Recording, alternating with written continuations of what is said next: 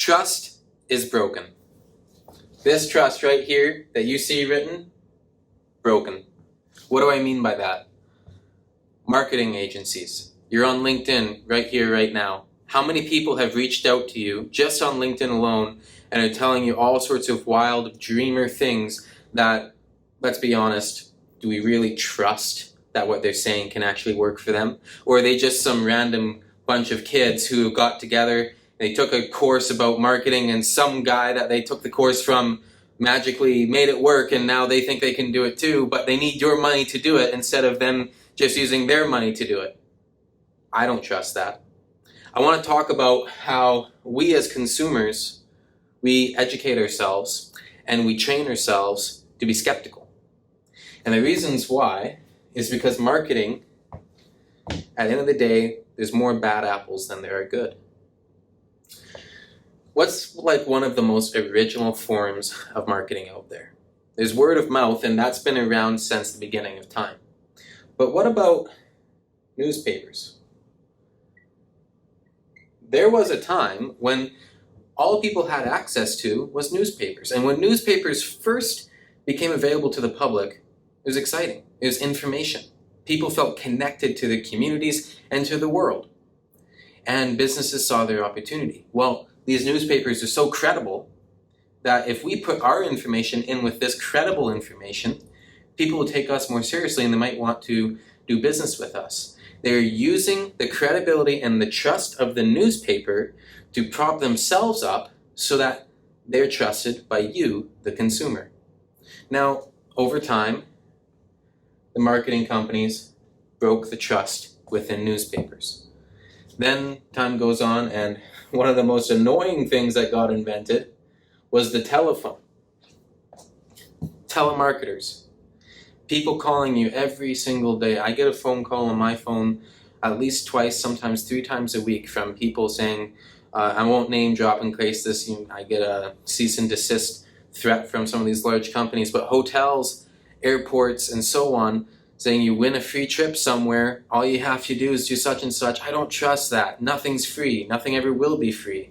And that's my problem with this. But when the first people who came out with it, that was rather trustworthy, because the phone, why did we trust the phone? You were connected to your community and you trusted your community. Every time you picked up that phone, it was likely somebody that you may care about. But now marketing agencies have broke that trust. Now, time goes on. I think I skipped radios. It's the same thing, however. A great source of information is the upgrade from newspapers. Time goes on, credibility was built. It was destroyed by marketing agencies. We keep going. We have email, and we have advertisements online. We have Facebook, and we have Insta, and so on, LinkedIn, and all of these represented a credible source at one point in time. Instagram was just hanging out with friends. You connect with somebody and you see what's going on in their life. Facebook is just a nice connection request, and all of these platforms, some on more levels than others, the trust is being repeatedly broken because there are people who are figuring out how to identify where we, the consumer, are getting this trust, where are places where we find comfort, which is why we go to these places, because we feel comfort in these places. And these marketing agencies figure out ways that they can scale the communication to break that trust. Now, if you're experiencing this problem as a consumer, imagine the struggle for a marketer. See, lots of marketers out there, they don't think about the trust that gets broken. All they think about is how they can reach out to people and play the numbers game. We're just numbers to marketers. If I spend $100 and I can put it in front of 10,000 people and one person spends $1,000, well, I just made a $900 profit. I just had to rip through 1,000 or 10,000 people's trust in the process to get that one. And that's the problem with the industry today.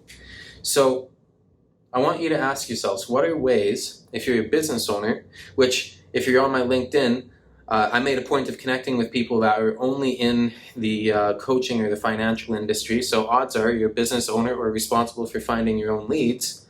How can you reach out to people that builds trust? And that's a real question. I've found several answers along the way, and in future videos I'll explain some of the steps that I've gone through. Some of them were wrong, by the way. Some of them, I broke trust. And some of you looking at this video today are probably thinking, you broke trust with me, and for that, all I can say is I'm sorry. But my mission is to find the right ways to keep trust. And my mission is to demonstrate that there are companies out there who have real value, that is not out to ruin trust, but rather to provide a real service to people who actually may be able to use it. Anyways, I hope you found this video interesting, and ask yourself this question: what can I do to reach out to my ideal clientele that can establish and keep the respect and trust of the people I want to do business with? Take care.